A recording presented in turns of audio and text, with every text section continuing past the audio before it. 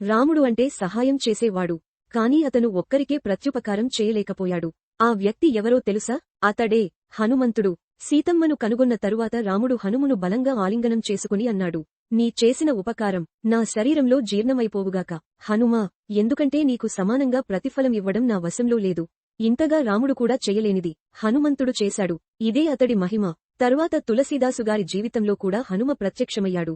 తులసీదాసుగారు రామదర్శనం కోసం తపస్సు చేస్తుంటే బాలరూపంలో రాముడు వచ్చి గంధం అడిగాడు. తులసీదాసుగారు ఆయనని గుర్తుపట్టలేదు. ఆ తరువాత హనుమ పంజరంలో చిలకలా వచ్చి ఒక గీత పాడాడు.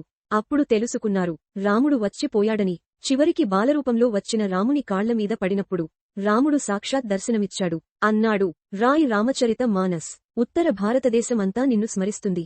ఇదే తులసీదాసుగారి గొప్పతనం. ఇదే హనుమంతుని భక్తి పట్ల రాముని కృతజ్ఞత. రామకథ ఉండే చోట హనుముని అనుగ్రహం ఉండక తప్పదు. పూర్తి కథ కోసం వీడియోల లింక్ డిస్క్రిప్షన్లో ఉంది, లేదా ఇలాంటి మరిన్ని వీడియోలు మా ఛానల్లో చూడండి. ఇది మీకు నచ్చితే మా ఛానల్కి సబ్స్క్రైబ్ చేయండి. ఎప్పటికీ మిమ్మల్ని స్పిరిచువల్గా స్పర్శించే కథలు, జ్ఞానభరితమైన ఉపదేశాలు మరియు భక్తిరసంలో తేలే అనుభూతులు కోసం మీ ప్రేమ అవసరం ఉంది. సబ్స్క్రైబ్ చేసి బెల్ ఐకాన్ని నొక్కండి. ఇకపైన ఒక్క వీడియో కూడా మిస్ అవ్వదు.